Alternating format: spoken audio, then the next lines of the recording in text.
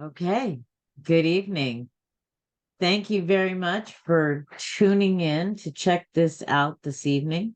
My name is Jody James, and I am proud to hold the Florida Cannabis Action Network banner high today as the fifth president. I mention that because Florida Cannabis Action Network is turning 25 years old today. That's pretty exciting. I think that that shows a whole lot of uh, wherewithal. Over the next 365 days, we'll be talking a little bit about where Florida Can has come from and where we see things going.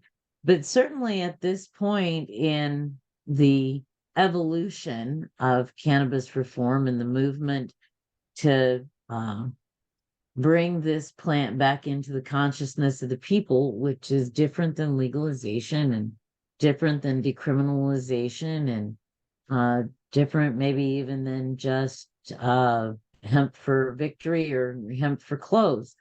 There's a whole lot of work to be done in that arena. But one of the ways that I think that we do that is by working with people who are interested in moving the ball forward. And nothing is moving the ball forward more right now than the fact that we have some multi-state operators who are out there that have are new enough in this business that they still have some love for what's happening and are skilled enough in business that they kind of understand the steps that this is going to have to take. So I mentioned before we started recording that we're going to push this out beyond this. I will also make a reminder that we use the chat. If you have a question, please feel free to put it in the chat. We'll make sure that we address them. Go ahead and mute yourselves if you will, please.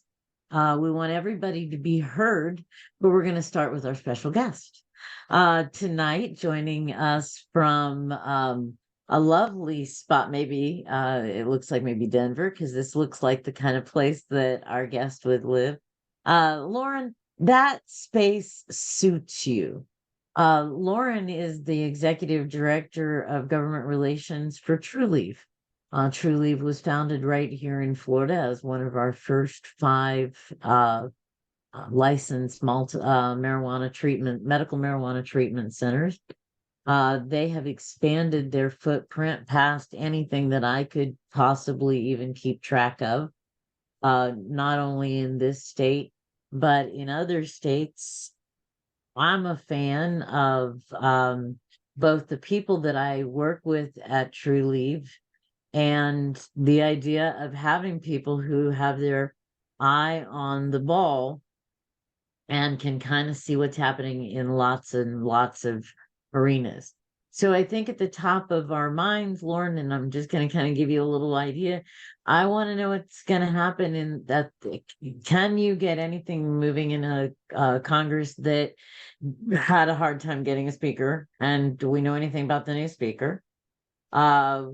What's the forecast, I guess, and what would scheduling it to 3 mean to you? We've had some discussions and dialogue in there. And I know this is a big ask, and then if there's any insider trading stuff that you want to tell us about the company, because like I own a couple shares, like 7 cents a piece. I was good. So we'll take all insider trading information.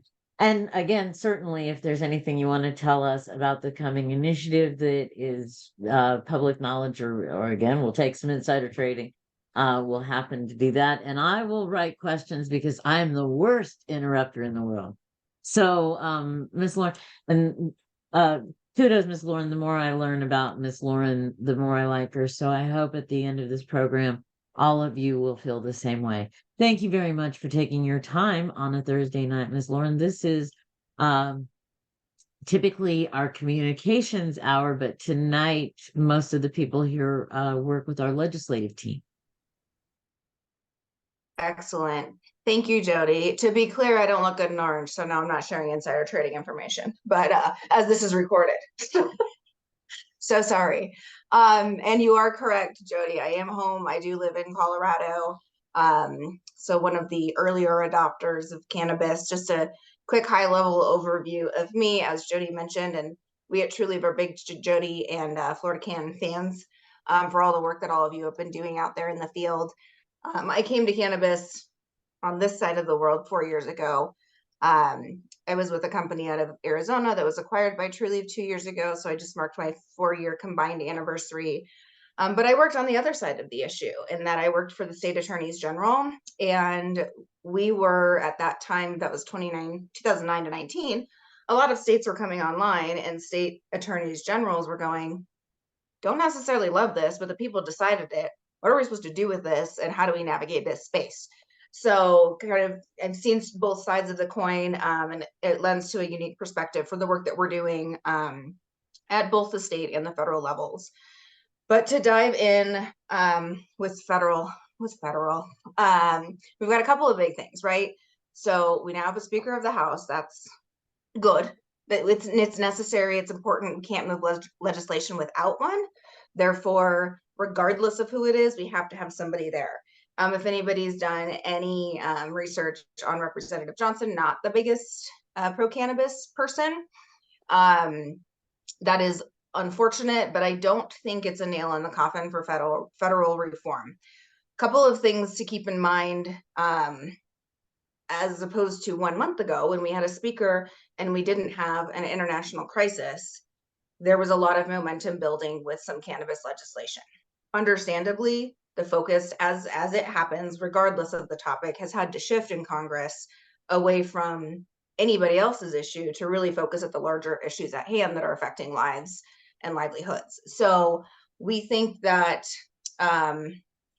safer banking, as it's now called, safer banking, is still the one piece of legislation that has traction. And I know that that sometimes causes a divide amongst folks who want to see the whole enchilada in terms of federal reform. I think that most of us can just admit that that is not the political climate that we're in right now in Washington. And we've had one piece of legislation move 7 times, and that is safe banking.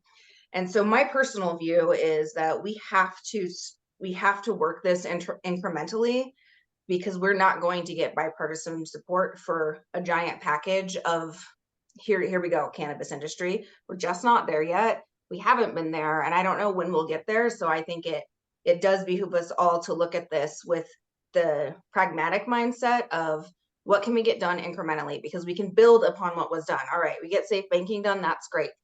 What does that have the effect of? Oh, it tells Republicans that they can still be reelected even though they voted on a cannabis adjacent bill. That's good. And so, as with you all know, with Congress, it doesn't move quickly, doesn't move in a 3-month session, draws out for too long. The benefit that we're at in this time of year, even though the clock is ticking versus last time, last year, this time, is we're in year 1 of a 2-year Congress. So whereas last year, when we were trying to get any sort of legislation into the NDAA or into an omnibus spending package, Congress was ending in December, and then everything had to be reintroduced this year. This year, we'll find ourselves, even if we don't get through the Senate and the House this year, we don't have to start over from scratch in January. So I want folks to look at that as like, there is still hope, even if we don't have a bill on President Biden's desk by December 31st. So that on the safer banking piece is, I think we can still get there. It really does have the bipartisan support. We've never made it through a Senate Banking Committee hearing before. That took place, what month is it? Last month, at the end of September. And so that's a huge sign that the Senate is willing to work with us. This whole shuffle in the House has caused a little bit of trauma, I would say, and a lot of disorganization and a lot of diverting focus onto politics versus policy. So I think we need to let dust settle a little bit for this new speaker to get in there. I don't see it as the death of SAFE. I don't see it as the death of legislation because he's not pro-cannabis. I think we've got to let him get in, kind of settle in, figure out what his role is. We know that our next step with this particular piece of legislation is in the Senate. So let's go work the Senate, get it to the Senate floor, and then we get it over to the House. Wouldn't expect a Speaker of the House to sign on as a co-sponsor to legislation anyways. So as long as we give, actually, Mr. McHenry, who served as the interim speaker, he has asked us, industry us, to make sure that we make it worth his while, and those are his words, worth his while to bring it to a floor vote. And what does that mean? That means make sure that he's going to get the votes because he's got other priorities. So that is the work that a lot of folks who are working the federal lobbying front have been putting in. Is McHenry is a very important piece of this puzzle because he is the ranking chair of the House Financial Services Committee. So that is what the collective lobbying effort is looking like. And I will tell you all that I feel like this year's a little bit different. I feel like both activists and industry and others are marching in the same direction, whereas in the past it really hasn't been the case. It's been, but I want my issue and I want my issue. And this year everybody seems to have the same shared goal that we need to get something passed. We've got to start somewhere. We can't keep spinning our wheels by trying to get perfect. We're not going to get perfect. It's Congress. So I'll pause there on safe banking for any questions before I jump into the next topic. Yeah, I'm glad. I would think that's a fabulous plan and would have suggested it myself if you weren't so brilliant. And I did. So, safe banking passed a committee in the Senate. Senate's not going to take it to the floor until the House gets itself back in order. Does the House have to committee safe banking anymore, or so if McHenry said, look, the only piece I didn't get undone, I'm happy to hand the gavel over to you, but let's get this to the floor. Yeah, I get it, but wishes No, of that's horses. right. It could be through the House on the call of the speaker. And once that happens, there's every reason to believe that it is teed up to pass on the call of the Senate in the Senate. We're just waiting on procedure at this point. Yeah, and we've always said, give us the chance to get the votes. Let us get to 60 is like the line. We need 60 votes, right? So let us get to 60, move it to the House. As long as it stays intact and it doesn't get a bunch of stuff tossed onto it, we can, and I don't know how familiar everybody is with this Section 10 choke point language in safe banking. That's really important to Republicans. And that is basically back in the Obama administration during Fast and Furious, there was what they called choke point language, and that was government interference with banks who were banking, for lack of a better word, unsavory industries, cannabis, guns, you name it. And so to Republicans, they want that government interference out. And that's what Section 10 does. So we're pretty close. I think that there have been a lot of negotiations on that section because it's important to keep that moving through so that you get your Republican House support. Again, we've passed through the House 7 times. We should be, as long as we do our work as lobbyists, we should be where we need to be. So to make it succinct, vote in Senate, vote in House, get this thing onto the president's desk. Unfortunately, it won't be as fast as that, but procedurally that's correct. And then there's also the option that I like less because we haven't been successful in the past, but it could be added on to this year's omnibus, like an end of year omnibus. It could be. It just, that hasn't, cannabis at the federal level has become a political trading pawn. And it's like, well, I want this, give up your cannabis thing and I'll give you that. And so folks have used it that way in these larger packages. So I've been a big proponent of move it through this regular procedural process. Does anybody else have questions about what I know Mike Krautz is on the call. Mike works pretty closely at the federal level. Hector, he pays more attention than the average Hector.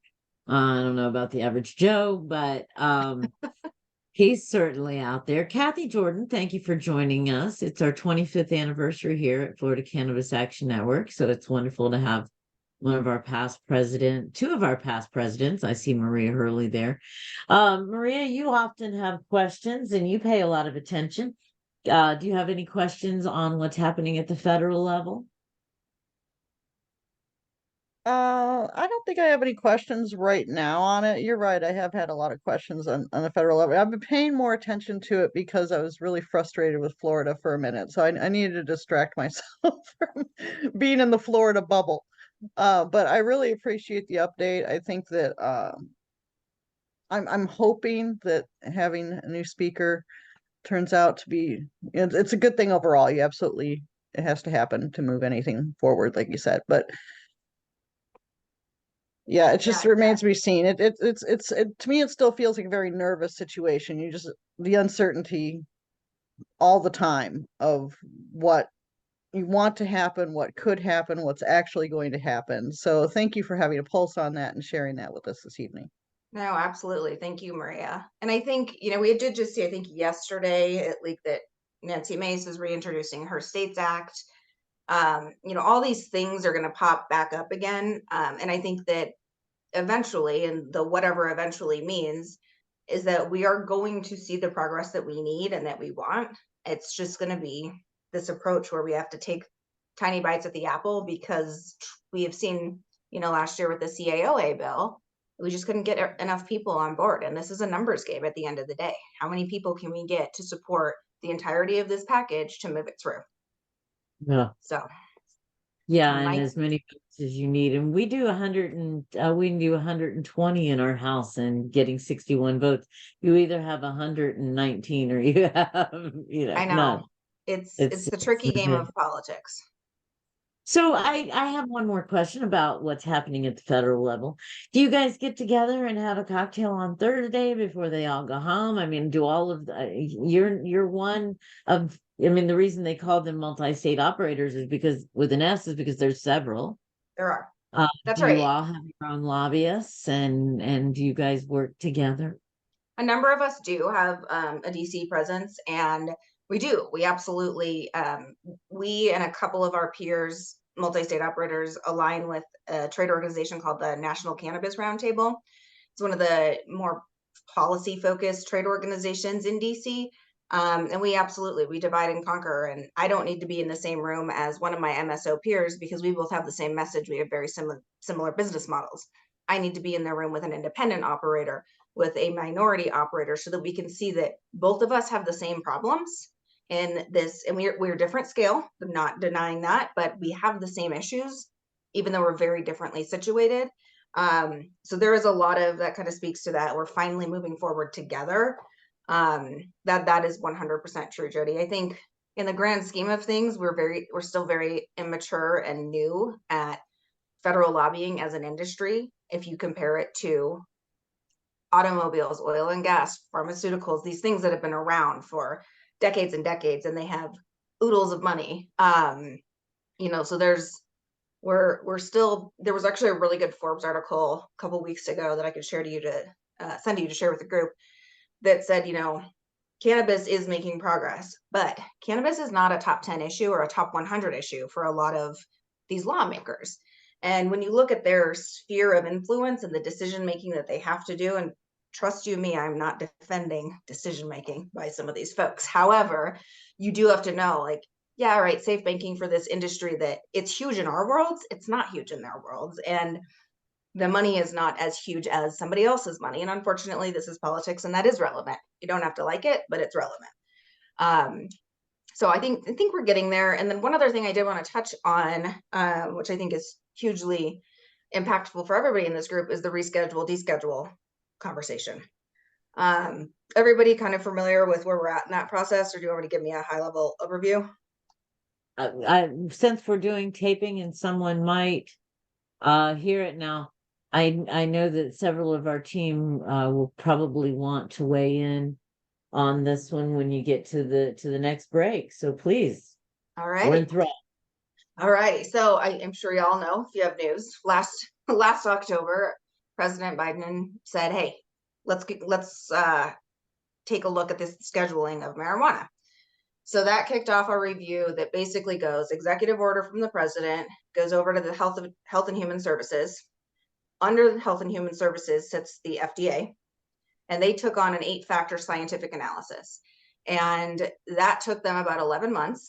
I will tell you, they are very proud that it only took them 11 months, because in DC, that is kind of fast. So a couple months ago, they came out August 29th. A letter was remitted from the Secretary of Health and Human Services over to DOJ/DEA.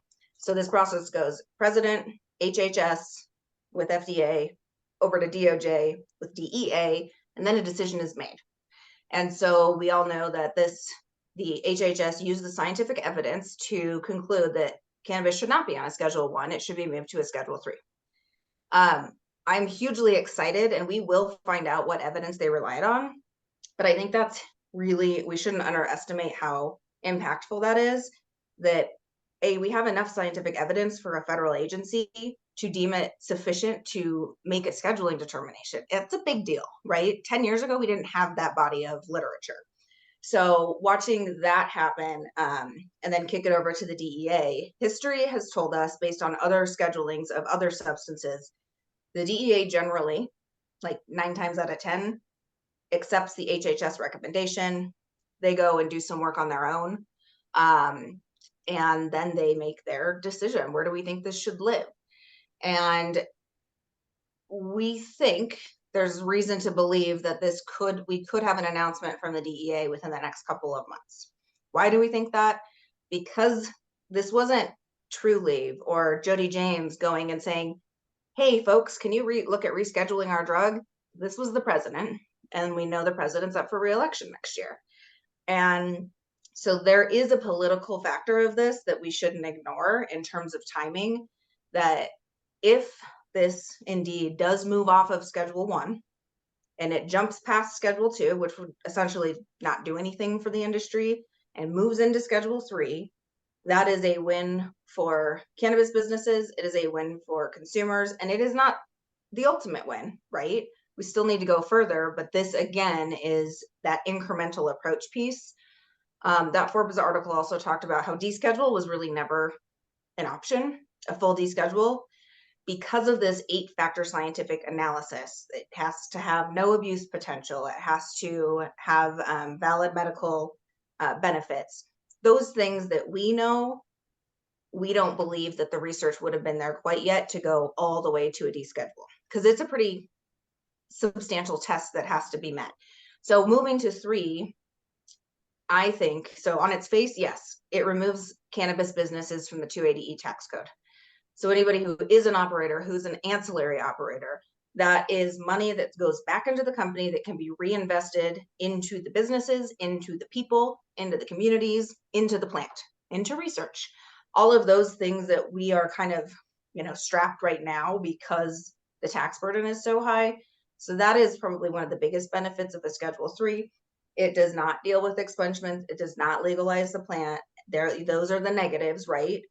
And I know some folks have been frustrated by that, but if we step back and look at the facts and go, okay, we weren't going to get to a deschedule, but does moving us up on this scale help us get further along so that eventually, if that's where we're going to go, we can get there?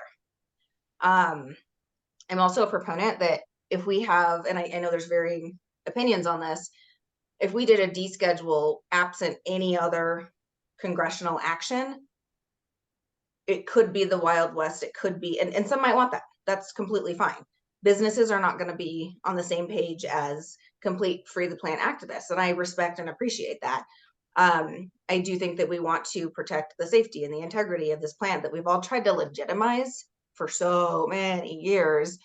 I would hate to see something that we say 1, 2, 3, go, and then bad things start happening and international interests start taking over, and we're not really where we've intended to be. So those are just some, there's all kinds of unintended consequences, even when we think it's in the best nature. So I am a believer that 3 gets us one step closer to where we ultimately want to be with the plant, with the businesses, with consumers, with expungements, with all of the things that we all know. It's such a complex, it's what I love about, it's a love and a hate of mine in cannabis, right? There are so many pieces of life that it touches, but it makes it so politicized and political that it's infuriating sometimes, but it's the reality, right? So we deal with the reality that we're given and we work to make the best of it. So yeah, rescheduling, it is a big deal. And I think that, again, next few months, we should hopefully have that decision from the DEA. President can get excited that he got a win, and we can move on to the next thing that we all need to do together.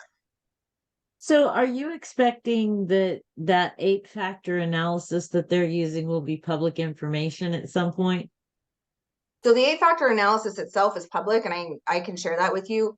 What, just like on its face, if you want to reschedule a drug, here's what you need to do. Gotcha.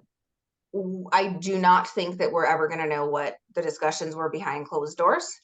I do think we have been told that once the DEA makes its decision, then that science that the FDA relied upon will be public. That's what So will we'll be get like public. pieces of the puzzle, right? This abuse potential has been one of the biggest problems that we have faced for the last 25 years. If somebody uses a drug illegally, well, that in and of itself is abuse. When you look at my medical records, it doesn't say I use cannabis. It says I have cannabis dependency, because they don't have any other box to check. So, uh, I like that you think that Schedule 3 is a win for businesses. We tend to have come to that same kind of conclusion. Do you expect that you'll need pharmacists to get involved in your dispensing organizations? Great question. And something that, sorry, I'm messing with my phone to turn down the thermostat because it just became 3 million degrees in here. Is that Colorado not fall weather. It's like it doesn't know what to do with itself.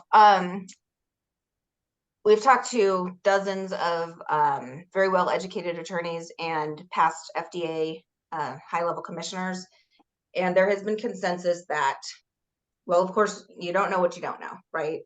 But the FDA, its primary job is food safety. It does not have the time, resources, or money to take on regulating cannabis like it would regulate food safety or pharmaceuticals.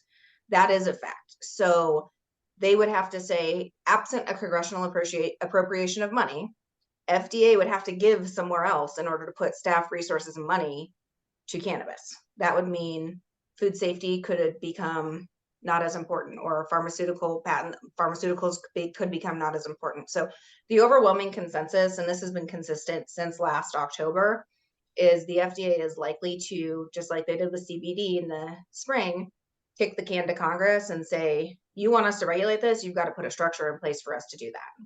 So all signs point to the markets, the state legal markets, operating identically as they do now, at least for the foreseeable future. Anybody else have a question that they have? I don't see anything in the chat about, but I may not have gotten to the right place. I have a See, question. Mike, I saw you have All right. one question at least, you said. Yeah. It's so great to see you. Thanks for coming on and sharing all this information with us. We're looking at the proposed Schedule 3 has been one of the craziest things that I've looked at in terms of the movement, cannabis movement reaction. It's all over the place, quite, sort of apoplectic, really. A lot of angst out there, a lot of fear. Some of that really actually based in reality. But what, given this situation, it's very interesting to me also that the industry, it seemed like in the reaction, the industry seemed to be more positive about this than the cannabis movement per se. And I just wanted sort of your reaction to that. Yeah, Mike, I think your read on that is accurate. I think the cannabis movement really was going, we're going to get this descheduled. And then it's, everybody has access to anything that they want. And the business reaction you're seeing is squarely surrounding the 280E tax provision change. Trulieves as one company over the past 18 months, this is a public number. We've spent over $220 million in 280E taxes alone. So if you take that money and put it back into what we could do as a good corporation in the state of Florida or 7 other states, it's impactful, right? So I think that's why you're seeing the divide, because we know we already have a divide, right, of the cannabis movement versus regulated industry. And that's okay. I'm fine with having two sides of this coin. And this was like, well, cannabis businesses are going to get this windfall. And we argue it's not a windfall. It's trying to claw our way out of debt so that we can, again, reinvest into the plant, into the company, into research, all of those things. So think you're spot on. There is a divide. The interesting thing about this is, I don't want to say this is not lobbyable, but they are going to, it's very prescriptive how the FDA and how DEA has to make their decision. So it's less politically influenced. We're not showing up and knocking on DEA's door and saying, meet with us, meet with us. It's very prescriptive on how they're making these decisions. And so I think that whatever they decide will be, everything's always impacted by politics and outside influence, but I think it will be less so than, say, a senator or US representative who is being heavily lobbied by one side of an issue or another. I have a follow-up. Just strikes me that one of the most fearful reactions that I've gotten from activists in the field is, well, this is just going to hand over control of cannabis to big pharma. And, in terms of the cannabis movement and the cannabis industry, I would put cannabis pharma as yet a third category of stakeholder, not necessarily, hopefully not associating with you with big pharma is what you want to hear from me. You can let me know about that on the side. But anyway, what do you think about that? What are your thoughts? I can tell you what I think, but that's less important to me right now. I'm curious what you think about that idea of the fear of big pharma. Yeah, and I think that you're correct. That is a fear. I think the biggest thing I can point to is that it's still federally illegal, right? And so big pharma has big money, they've got big contracts. They don't need this little piece of business because comparatively speaking, cannabis is a little piece of business, but they our read is that, excuse me, they are not going to step in a substantive way until this is off of being an illegal substance status.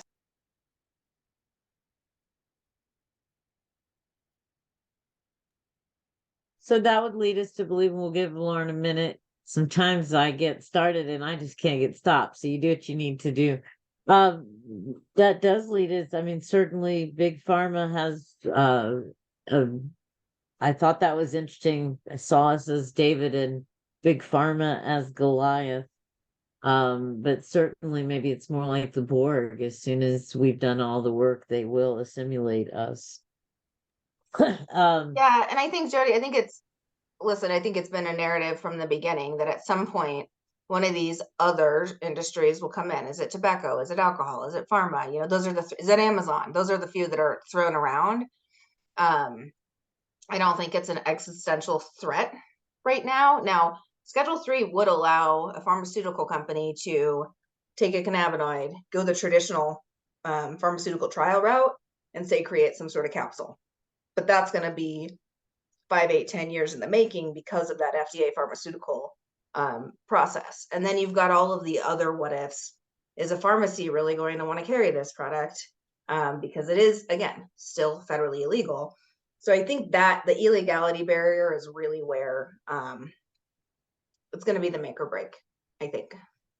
Mike. It will be fun though, because once it's Schedule 3, it is not federally illegal. Then it is a Schedule 3 drug. So it's much better to be lumped in with Tylenol with codeine rather than heroin, in my personal opinion. Well,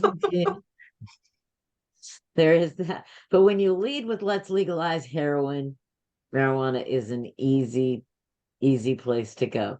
So Hector wants to know, are bank and payment processors making the decision to restrict consumers from using their services to purchase cannabis products, or is this public pressure, public agencies? Why will Stripe not process my payment? That is $1 million question, Hector. We all saw Visa, MasterCard back off from allowing any cannabis related transactions with their cards, even debit. Interestingly enough, it was released this week. MasterCard's back at it, advertising for safe banking. Maria saw that. She's nodding her head. So it's, I view that as good. If we get, so right now, this last week, it was NRA, MasterCard, Bank of America. 3 big heavy hitters wanting to get behind legislation that we're behind. they are seen as more legitimate. They have more organized lobbies. They have more organized associations. They've been around a lot longer. So I see that as a positive for us, for our effort to have the help, because we're all pushing in the same direction. So Hector, I think, like, my crystal ball says, with rescheduling alone, payment processors are still going to have issue with us. If we get rescheduled plus safe, I think then you've got like a golden matchup that gives them the comfort that regulators are not going to come after them. Now, this group knows that the DEA hasn't been knocking down people's doors that have been in Trulieves' door. This is not, public agencies don't have the time and resource to, as much as we're all in this world, to be so hyper focused. But again, these payment processors, they're risk averse. So why risk it when our cannabis percentage of business is a lot lower than the rest of their portfolio? So while today there does exist a risk for that, for their behavior of processing cannabis payments. So if I'm them, and I am speaking for them, but I'm not really speaking for them, to be clear. If I'm them, I go, why mess with it right now? Let's wait until something else happens that makes us more comfortable that we are not going to be penalized. And then Hector also.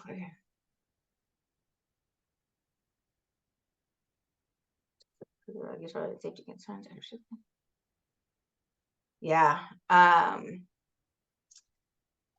That is a really good question, Hector, and I definitely don't have an exact answer. I think that quality control is an extremely important thing. Again, going back to all of the work that everybody in this room has done to legitimize this plant, and now we're seeing folks get sick on non-plant materials that are disguised as plant. I think that it absolutely is worthwhile. I think a number of trade associations across the country have been asking the same question. Can we proactively make changes and put standards in place in rules and regulations if we can't get lawmakers to act? I think we take the approach from both sides. What can non-lawmakers do? What can we do as associations versus what can we do? And how does that work support what we need the lawmakers to do?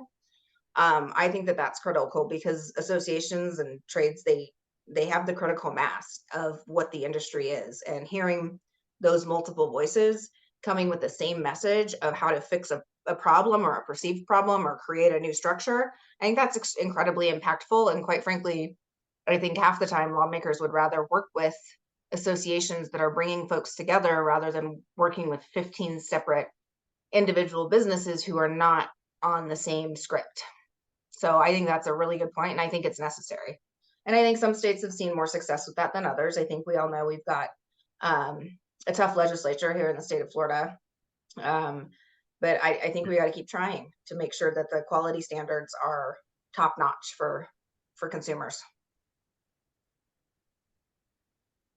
I'm gonna, okay, are they ever gonna legalize marijuana? Because that's big business. Yeah, I mean, Dion, I think that I don't know the answer to that question. Ever? I have to think that we get to a place of some time, like, and I might be 300 years old, but I think that at some point we get there. Because you're right. If you look at it from a business side, there are a lot of people that would like to jump into this, right? When does it happen? I think you've got to have a lot of stars line up with your members of Congress, with our members of Congress, to make that happen, because they hold the keys there, right? And I think we've still got a lot of education and a lot of pounding the pavement to do before we get to a point where the L word is used more liberally, and we're able to see some progress on that front.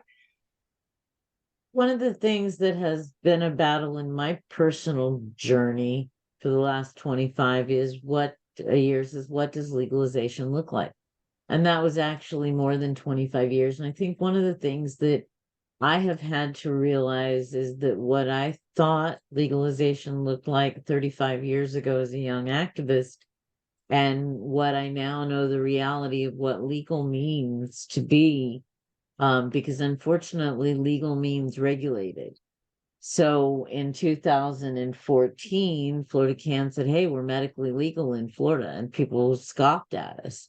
Well, we were medically legal. We were legal like dynamite, not legal like roses, but we were legal. And dynamite is legal. Most of us can't go buy it.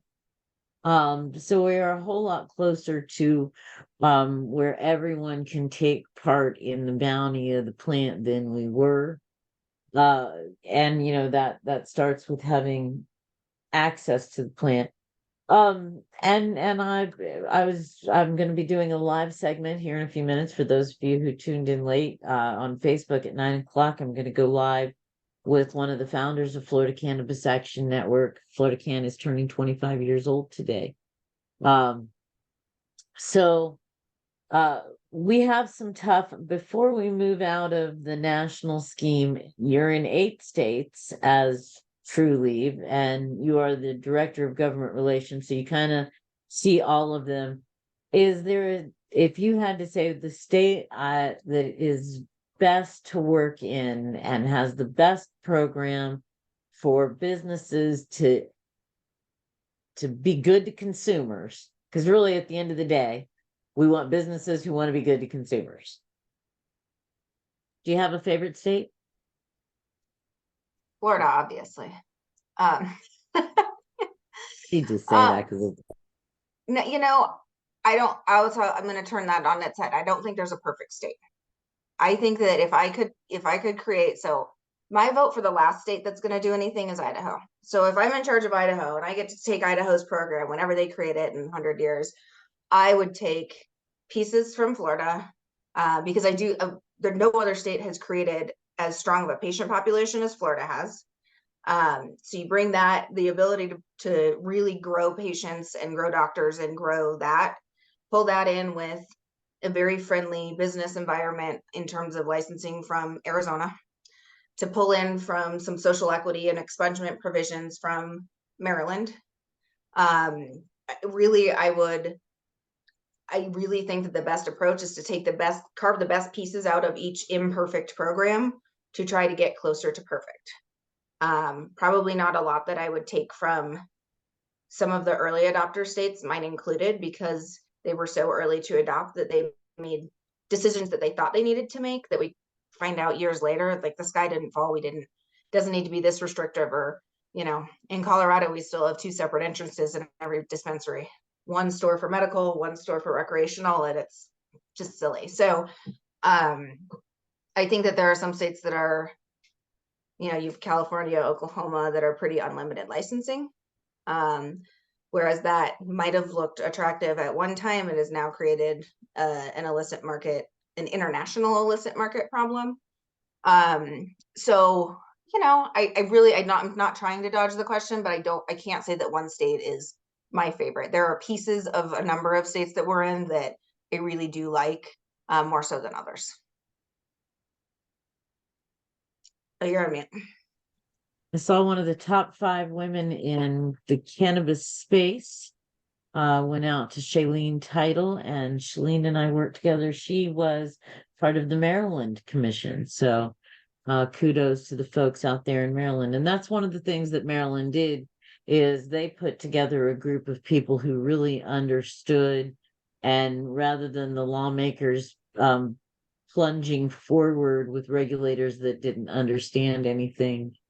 All right, Hector said he's got to go in 5 minutes. Right. It was can she help us with our side? I suspect she's already helping us with our side. So is there anything, we do have a few more minutes left on the clock. I've got a question. Okay, David. This should be pretty quick. We have some ideas about what we think we need to be doing in the legislature this session, in terms of the all of the great programs that you've seen in all of the states and all of the pitfalls and everything. What do you think are the most important 3 things or 2 things that we should be really focusing on and trying to get through the legislature? Kind of knowing what the headwinds are and knowing what the value is of some of these things. No, I think that's a great question, Dave. And I think in Florida, we've seen an administration change with the Department of Health, the OMMU. My biggest focus, one of my biggest focus, is making sure that patients have access. I think we had some wins last year with telehealth, and I think we've got to make this more normal for our patients, right? More normal, more cost effective. I have seen other states where we finally, after years, been able to get card prices down. And I think that matters. That's what brings people into the market. I think that, gosh, I have a sticky note somewhere here of what Jody and I have talked about on some of what we think where we think we can make headway with Florida. But it is my opinion, especially with some adult use on the potential horizon, that we have an opportunity now to make Florida the most robust medical program and sustain that after a maybe adult use system. We all know that medical decreases after adult use, but with as strong as Florida's medical program is, I am certain that we can keep strength in numbers, and it's all going to be about what that access point and what the pain point is for the patient. Why do they choose this over that? And I think it's education. It's, quite frankly, educating on what a taxed product versus the medical card untaxed product is. So I think expanding access, I'm always a fan of ensuring that it's seamless for patients, so they don't have to have more hurdles to get to where they want to be. Whether that's more delivery services, whether that's, again, the expanded telehealth, whether it's renewing every 3 years instead of every year, those are all things that I think are palatable at the legislature. And I think, listen, we throw things out there. We want to start socializing home grow. Great. Does this group think that we're going to be able to get it done this session? Listen, I love to be proven wrong. And if it happens, I will be your first supporter. We are huge supporters of home grow. So let's do that. That was actually a fun Maryland experience. We got to sell clones in stores the first day of adult use sales on July 1st. And people were lined up for their clones. And I'm watching their Instagram stories of them growing their girls right now. It's a very cool thing. And we truly does support that. So I think, Dave, that was not a very precise answer, but improving medical program, however we need to do that so that it is sustainable beyond any potential adult use. Start playing with some of the home grow. Let's see where we can get some traction, because I know that's a huge sticking point in Florida, everywhere really, but it's a sticking point in Florida because those that are most, Hector, those that are most passionate about home grow or don't necessarily understand the challenges that we all have in trying to get it there. But I think, certain things like that, fees, access, home grow. Jody, what were a couple of the others that we had talked about? Oh, employer protections. Or I'm sorry, employee protections. That was certainly the other one that was on my mind. So you're certainly hitting the high points, and we appreciate your counsel and working with us, and coming on and talking to us about all this. No, I appreciate the opportunity. And Dave, you know what? I think, again, crystal ball that I'm making up as I go along, I have to think that employers, once we're onto a Schedule 3 and we're not this dirty Schedule 1 controlled substance, I have to think that employers have got to take a step back, look at what their policies are, and start to go, all right, so if we're testing for marijuana, but we're not testing for if somebody has a cold and they're on Tylenol with codeine, maybe there's a disconnect here. So I am really hopeful that especially larger employers, let's take construction out of it. I get that that's a different operating heavy machinery. Science isn't there for THC testing live. Okay, I get that. But a huge segment of employers are office workers, are people that I got to think that people are going to revise policies. That is what I'm hopeful for. And I think that that's Schedule 3 gives them a little bit more cover to do that. Like, this is not a Schedule 1 drug. Let's take a look at it again. And you said that we could hear from the DEA in a couple months. That's pretty exciting. As we wrap up, Florida, you are going to the Supreme Court, not you, but Smart and Safe, which of course has been financed in part or in totality or whatever by Trulieve and Trulieve folk. Is there anything about that we're in a position at this point that's public knowledge? something Yeah, we I might mean, share if it didn't. yeah, I think that what's important to note is that we always expected the Attorney General to come out in opposition to this. A lot of people were surprisingly surprised that, wait, what do you mean the AG is coming out against this? We know where she stands on our topic. We know her husband's a DEA agent. This is not news to us, but a lot of people were like, oh no, are you dead in the water now because of this? It was what was expected. We feel that the campaign, that the drafters of this ballot language have followed what has failed in the past, avoided those errors, and has presented the best possible, tightest language, because we all know in Florida, we don't get everything that we want in a ballot initiative. In Arizona, my smoking cactus is behind me from that ballot initiative. I had to put everything in that initiative. Home growth, social equity, taxes. Can't do that in Florida. So feeling like it's narrowly tailored enough. Each side will have only, I actually didn't know this, each side only has 20 minutes during oral arguments. So you can anticipate Attorney General's office is not going to give any of their time to any of the other opponents. They'll take their full 20. The campaign lawyers are going to take their full 20. And then we wait. They will not rule in 2 weeks. They will not rule on the 8th when we are up for oral arguments. This group probably knows they have until April if they choose to wait. My personal guess is, signatures, we're done with signatures gathering, but signatures are technically due in February. So one could surmise that maybe they align that signature deadline and they go, okay, well, we've known all year that they've had their signatures, but now the deadline is passed. Now we weigh in on this.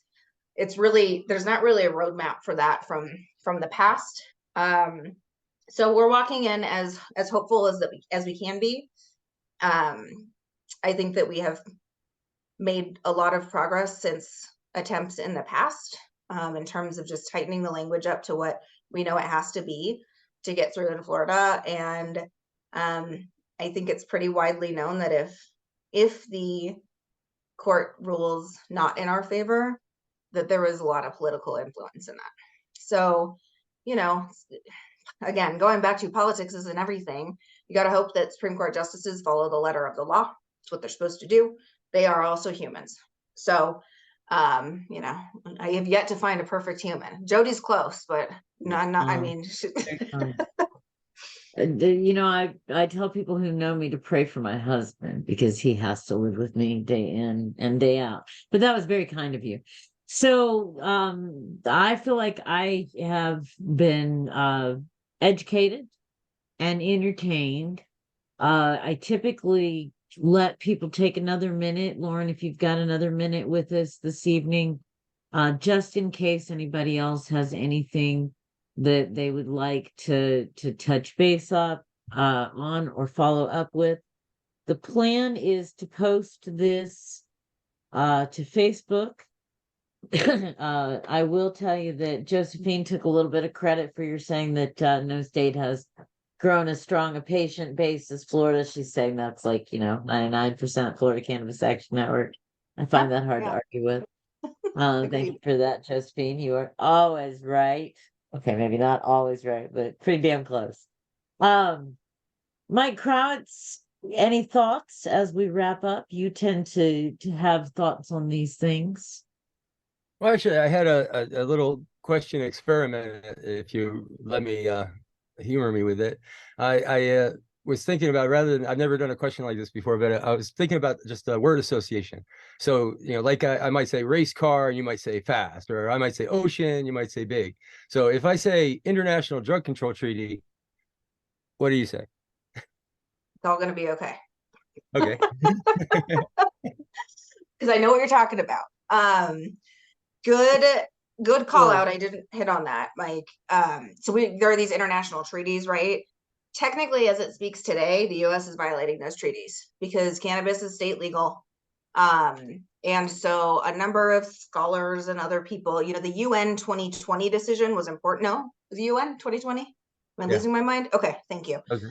That was important in this next movement. So I can't say for certain that there's not going to be legal challenges with rescheduling, but the treaty attorneys, I don't know what you even call those kinds of attorneys, they have suggested that likely that there will not be impact on the US ability to move forward with Schedule 3.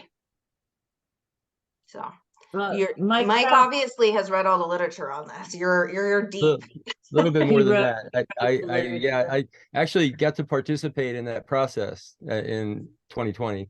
Oh, you Actually, did? Amazing. going back to 2015 is when we Wow. started that. We were all That's amazing. there. Hello. That's amazing. Well, thank you all for all of the work that you are doing. It's not unnoticed, and it's, I know you guys are doing a lot of work in Tallahassee, and clearly all over the world. We can't do it alone as industry. We obviously we're advocating for, that's how lobbying works, right? You advocate for your interests, and having the support of trade associations such as yourself, with stakeholders making up various pieces of this cannabis puzzle in this industry, is hugely legitimizes the message that you carry. So really appreciate it, and really appreciate y'all for being able to put up with listening to me for an hour. That was a big ask for these folks, Jody. No, I'm grateful to see some familiar faces and some new faces. Welcome everyone. Again, I can't thank you enough, Ms. Lauren, for giving us an hour of your free time. You folks work Monday through Friday, and I get that, but we are grateful for the opportunity.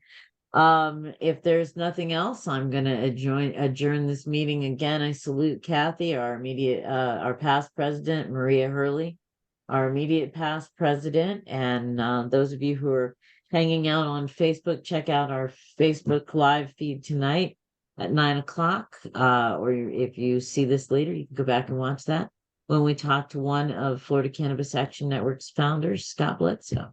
Thanks a lot, everybody. You have a great night. Thank you.